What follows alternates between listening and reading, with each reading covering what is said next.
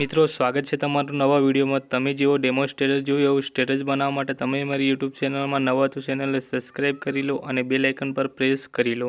તો મિત્રો ચાલો વિડીયો સ્ટાર્ટ કરીએ। મિત્રો એના માટે તમારે અલાઇટ મોશન એપ્લિકેશન ઓપન કરી લેવાનું। અલાઇટ મોશન એપ્લિકેશન તમને પ્લે સ્ટોર પરથી મળી જશે, ત્યાંથી ડાઉનલોડ કરી લેવાનું થશે। ડાઉનલોડ કર્યા પછી આ પ્રમાણે અલાઇટ મોશન એપ્લિકેશન ઓપન કરી લેવાનું। અહીંયા પ્રોજેક્ટ ફાઇલ પર આવી જવાનું થશે।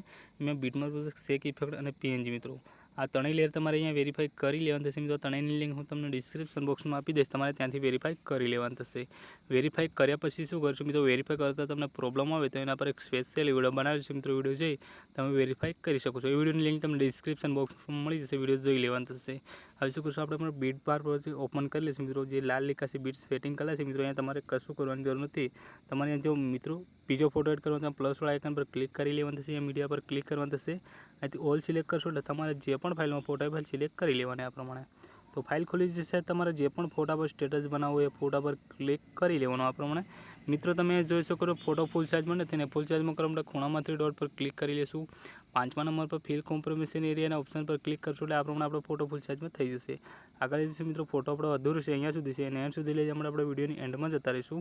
નીચે શેડાના આઇકન પર ક્લિક કરશું તો આ પ્રમાણે આપણો ફોટો મિત્રો એન્ડ સુધી લાગી જશે। મિત્રો મારે આ ફોટો જોઈતો નથી, હું ઉપર તેને ડિલીટ કરી દઈશ, આ ફોટો રાખવાનો છું। તો મિત્રો આ પ્રમાણે આપણે ફોટાનું કામ પતી ગયું। હવે શું કરશું, આપણે અહીંયાથી બેક જશું। બેક ગયા પછી આપણે પીએનજી ઇમેજ પર ક્લિક કરી લઈશું મિત્રો। અહીંયા આપણને છે ને 1 2 3 લેયર મળશે મિત્રો, તમારે નાના પ્લસ વાળા આઇકન પર ક્લિક કરી લેવાનું।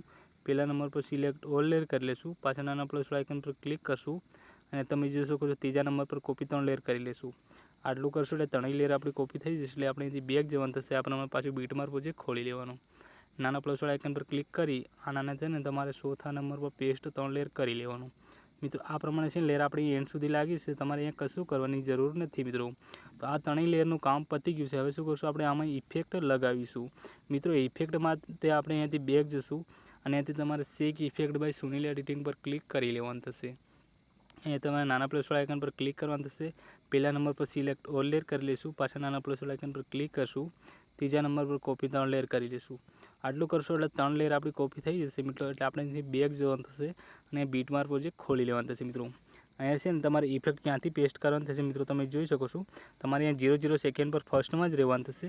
નાના પ્લસ વાળા આઇકન પર ક્લિક કરીને ચોથા નંબર પર પેસ્ટ 3 લેયર કરી લેવાનું। તો આટલું કરશો એટલે મિત્રો આપણી અહીંયા આ પ્રમાણે કંઈક લેયર લાગી છે અને ઇફેક્ટ લાગી છે, તમે જોઈ શકો છો મિત્રો। તમારે જો ઓલ મટીરિયલ જોઈતો હોય તો હું ટેલિગ્રામમાં આપી દઈશ, ટેલિગ્રામની લિંક તમને ડિસ્ક્રિપ્શન બોક્સમાં મળી જશે। અને હા, કંઈ પણ પ્રોબ્લેમ હોય તો તમને સ્ક્રીનશોટ પાડી અને મોકલી શકો છો ઇન્સ્ટાગ્રામ પર, હું એનો રિપ્લાય જરૂરથી આપું જ છું મિત્રો। સ્ટેટસ આપણું બની તૈયાર થઈ ગયું છે અને ગેલેરીમાં સેવ કરવા માટે ઉપર ખૂણામાં તીરવાળા ઓપ્શન પર ક્લિક કરશું, અહીંથી એક્સપોર્ટ કરશો એટલે ફાઇનલી આપણું સ્ટેટસ થોડીક વારમાં સેવ થઈ જશે મિત્રો।